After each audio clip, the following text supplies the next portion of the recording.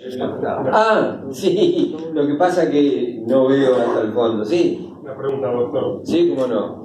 Quería saber qué características tenía este cristianismo hermético en la época inmediata post-templarismo, del que se refiere Dante.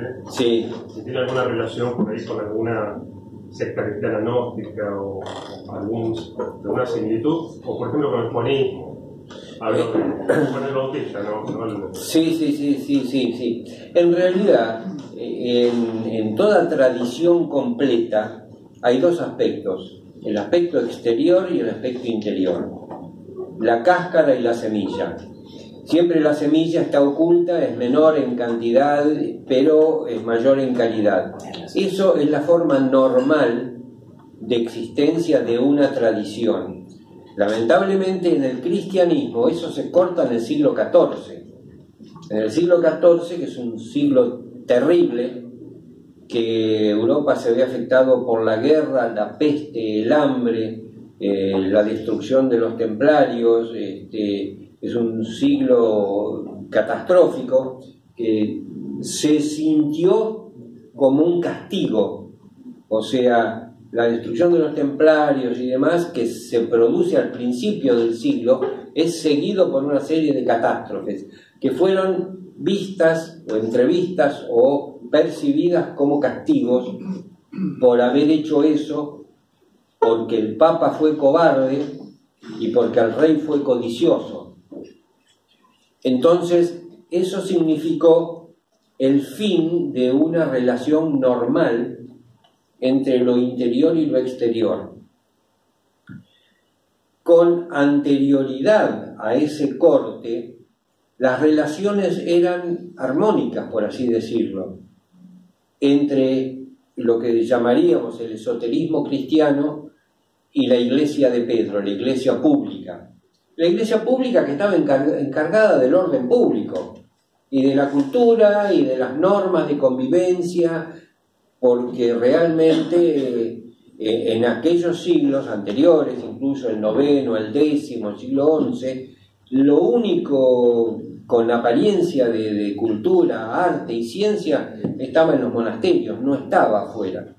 Entonces esa vida armónica se corta justamente por esta irrupción del rey de Francia y disloca totalmente el panorama de la vida europea.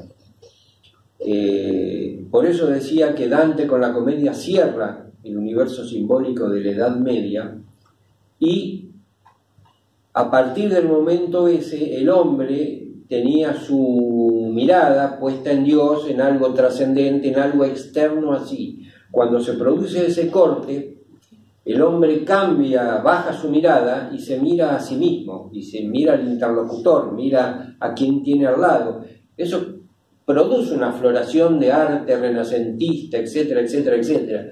Es cierto, pero también produce consecuencias terribles, como las guerras dinásticas, las guerras religiosas. O sea, es, digamos, una implosión de un sistema, y se liberan fuerzas que son totalmente incontrolables. Esa liberación de fuerzas sí provoca la aparición de sectas. Sectas en el sentido etimológico, o sea, secesiones de algo anterior que usualmente es una religión.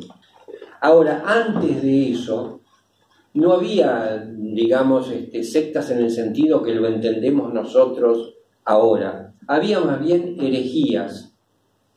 Y herejías en el sentido de escuelas doctrinarias cristianas, usualmente, que estaban al margen de la estructura de poder de la iglesia, sea la iglesia romana o sea las iglesias ortodoxas de Oriente. Por ejemplo, que son los bogomilos, paulicianos, todo este tipo de organismos existentes que no formaban iglesias usualmente, eran grupos de fieles. Pero el hecho concreto es que es una diferencia muy grande el universo de la Edad Media del universo de la Edad Moderna, y particularmente lo contemporáneo. Y hubo, a pesar de todo, una especie de hilo conductor o idea de que San Juan el Evangelista era el patrono de la parte oculta. Luego, después de la guerra entre católicos y protestantes, dentro del protestantismo mismo, que en sus fracciones extremistas eran muy duras, algunos protestantes volvieron a reconsiderar algunas cosas de lo que tenía la Iglesia romana, lo que ellos conocían de la Iglesia romana, para buscar una interioridad o una iniciación, si es que lo tenían claro, cristiana aún, pero ya era demasiado tarde. Era demasiado tarde porque se habían perdido las transmisiones. Nosotros no tenemos idea de lo terrible que fueron las guerras civiles religiosas de Europa. Era con exterminio de toda la población masculina de un país. Por ejemplo, Alemania quedó con el 20% de sus varones vivos. La cosa fue tremenda, fue terrible. En la Francia del Luis XIV emigraron 600.000 hugonotes a Londres porque les quitaban la casa, les quitaban todo. O sea, fue una cosa espeluznante. En eso también sirvió para caldo de cultivo del surgimiento de las sectas más alocadas que se puedan pensar.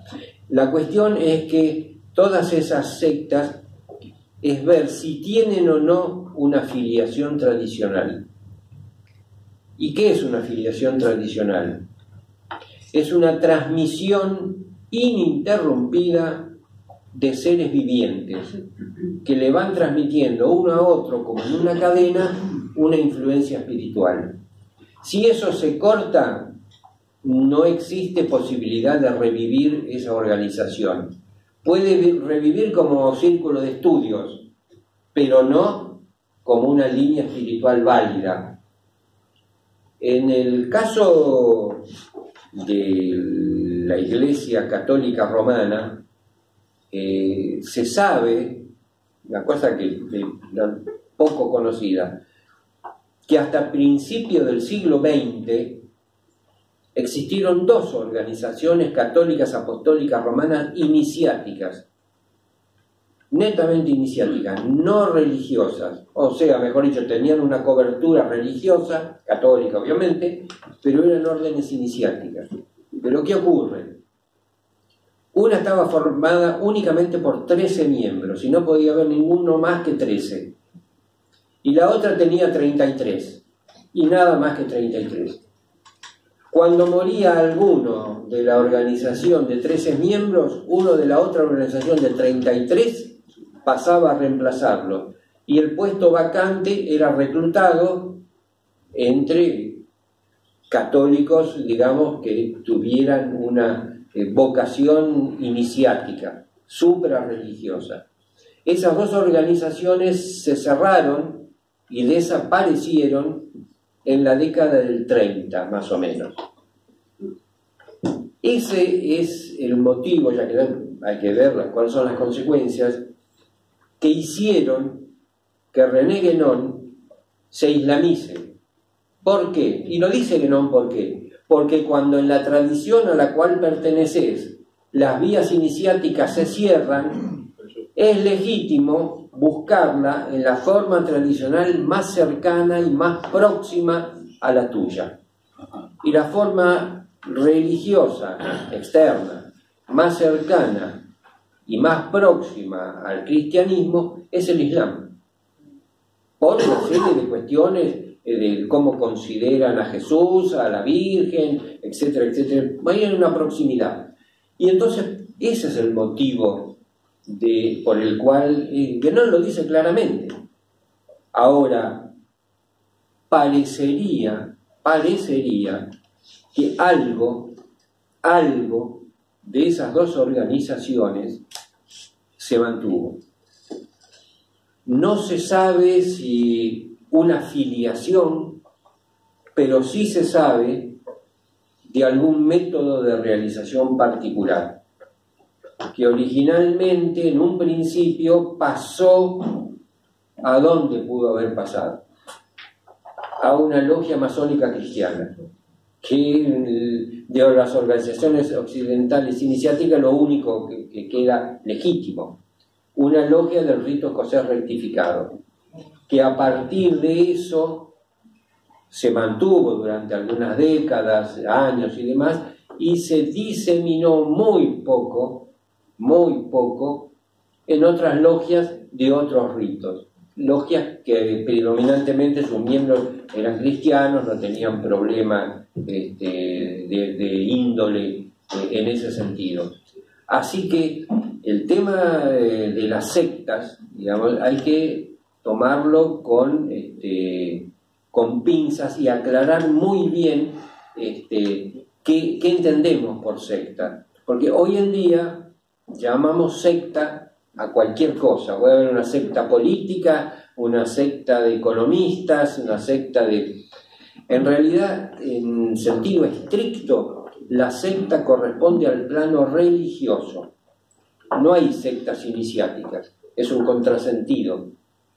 Y en el plano religioso, la secta indica la separación de un cuerpo anterior existente, una secesión. Y así hemos visto lo que son las sectas que nacen de un repollo, que son hoy en día realmente asombrosas en algunos de sus elementos y peligrosas en otro, inocuas en otro sentido. Así que no sé si esto más o menos ilustra algo el tema de las sectas en el campo cristiano y en las épocas de Dante, ¿no?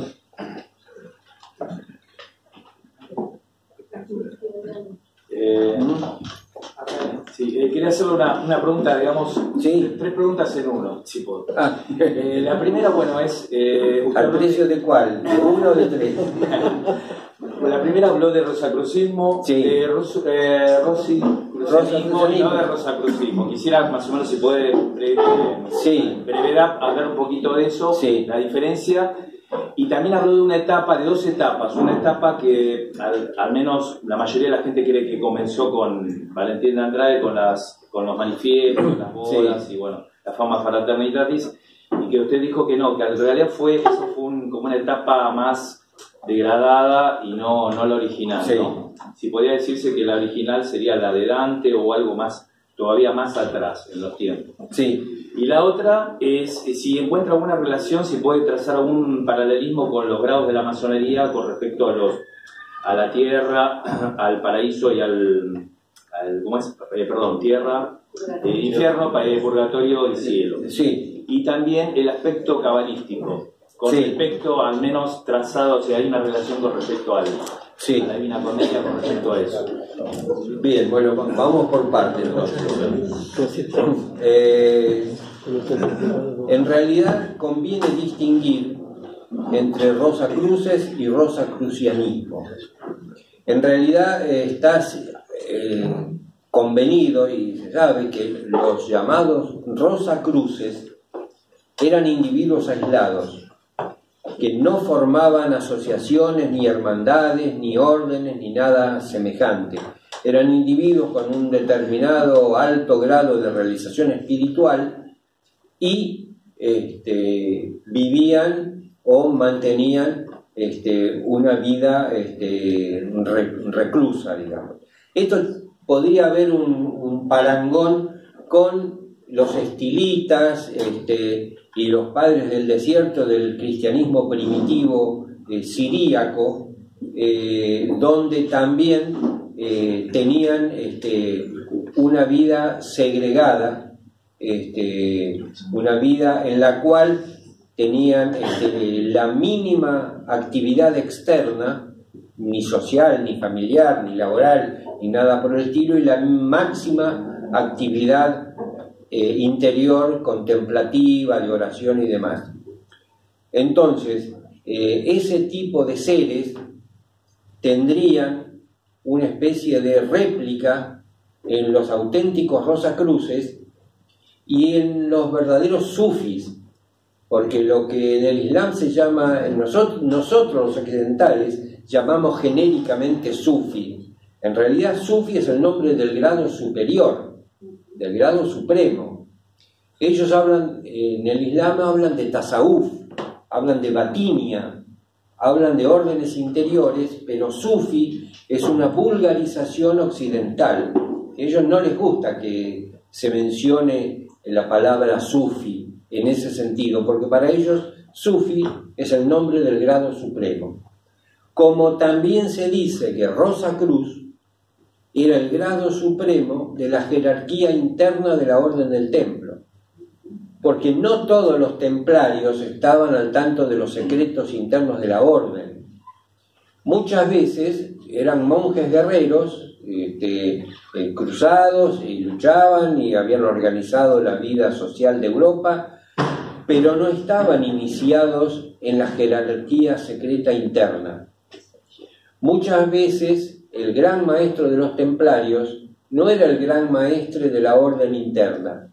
A veces sí, había algunos grandes maestres que eran las dos cosas: gran maestre exterior de la orden del templo, que está en la lista de los grandes maestros, y también eran dignatarios de la orden interna.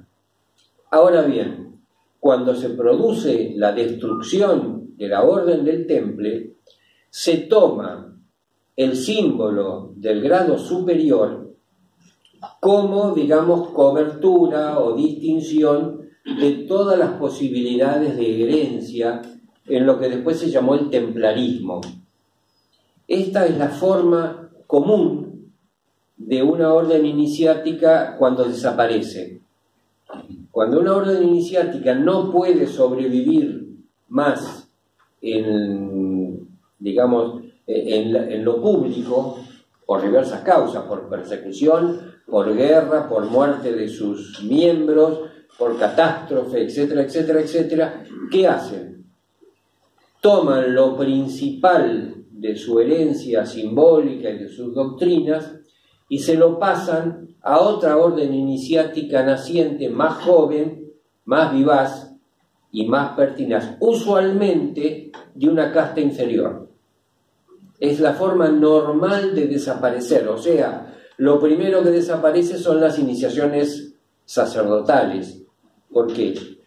Porque los sacerdotes son menos en número y son más difíciles los individuos aptos para el sacerdocio, entendido aquí como conocimiento puro del sacerdocio. Son menos en cantidad que los restantes individuos.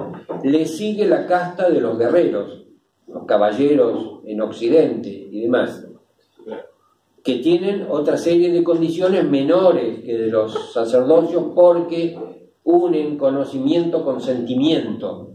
De ahí viene, por ejemplo, en el hinduismo los bhaktas, los bhaktis, que es la vía de la devoción. Son todos los kshatriyas los que siguen la vía de la devoción. Y después abajo está la casta o el estamento de los obreros, que es la casta más rústica, es la casta que más numerosa y la casta con menos requerimientos para pertenecer a ella, y la casta que menos impugna lo que recibe. Como son menos cultos, reciben algo, lo transmiten y no lo cambian. Ese es el simbolismo del asno cargado de reliquias, que lleva joyas en su lomo y no sabe para qué sirven ni saben su valor. Bueno, justamente en un capítulo cuando Guénon habla de la máscara popular, habla de esto. Habla de cómo los conocimientos iniciáticos pasan a la casta más rústica, pasan a los juegos de azar, como los dados, el ajedrez y demás, porque sirven de soporte a doctrinas de las dos castas superiores desaparecidas, a condición de que la casta más baja no los cambie, pero las transmita. Entonces, en el caso del rosacrucianismo, rosicrucismo en realidad uso indistintamente las dos palabras, pero lo importante es distinguir entre los rosacruces y los rosacrucianos, que serían sus portavoces. Digamos, no digamos discípulos, porque dicen que los auténticos rosacruces no enseñaban, justamente por su alto grado de desarrollo espiritual, no hablaban y no tenían discípulos. Entonces, por eso los refiero como los estilitas, los padres del desierto y demás, que tenían esas mismas cualidades. Y entonces los manifiestos europeos de los Rosacruces, que muchos lo toman como lo más importante, en realidad lo más importante es el origen, y está en la obra de Dante, haciendo y mostrando cómo el rosacrucianismo y los pocos rosacruces sobrevivientes pretenden mantener la herencia templaria lo más posible y en su mayor vigencia. En cambio, todos los otros manifiestos, la Fama Fraternitatis, la Confessio y las bodas químicas, ya están impregnados por un, podemos llamar, sectarismo de las luchas religiosas entre católicos y protestantes, y además por un naturalismo que no tenía la obra del rosacrucianismo primitivo. Y bueno, creo que, no sé qué era lo otro. No, la otra era así, bueno, podemos hacer digamos, comparar el infierno, purgatorio y cielo con los grados de la masonería. Si hay una relación, digamos, con los grados, y también la parte cabalística, la parte del... Y depende de con qué rito masónico hablemos, porque el más conocido es el de 33 grados, escocismo antiguo y acertado, pero no es el único. Y si hablamos de Menfis Misraim, que tiene 96, ¿a dónde ponemos? No, los tres primeros, digamos. Aprendiz, compañero y maestro. Claro. Sí, puede ser, sí. Hay una cierta relación. Hay una versión modificada del árbol de los sefirotes de la Cábala que utiliza la masonería operativa, donde le agregan algunos elementos que no tiene la original. Ustedes saben que la Cábala hebraica, justamente en el Renacimiento, tiene un gran apartado que es la Cábala cristiana, justamente donde hay cardenales de la iglesia, obispos que llaman a los rabinos: vení, vamos a estudiar esto, que es muy importante, por el tema de la introducción quizá de la letra Shin en el nombre divino, y claro, y por el nombre de Jesús. Bueno, es todo un tema de idioma hebreo y de correlación con la Cábala, una corriente cabalística que aparece como cristiana. Y sí, efectivamente hay una correlación entre, incluso, según también la forma de trabajar de cada logia o en cada rito, porque según donde ubican las bancas de los oficiales, si hay una ubicación regular, digamos, y equidistante y simétrica, ahí se puede establecer algún tipo de analogía. Pero si, por ejemplo, hacemos una distribución en triángulo, así, así y así, este lado queda sin nada. Tiene que ser simétrica y depende de cómo se organiza ese taller para que corresponda o no corresponda con un árbol cabalístico. Como la variedad es tan enorme en los ritos y los usos y costumbres de las logias y demás, que a veces sí, a veces no. Esa en realidad es la respuesta. Y habría que ver justamente en qué casos coincide, y en otros ha sido tomado directamente el árbol de la vida como base de la distribución de los puestos en una logia. Experimentos como ese en Francia, entre guerras, hubo varios justamente. Y bueno, también es cuestión de detectar cuál fueron. Casi siempre son talleres que duran años, pero después desaparecen. Muchas veces esas cosas las prueban logias independientes, fuera de toda obediencia, porque dentro de una obediencia es imposible hacer eso. Así que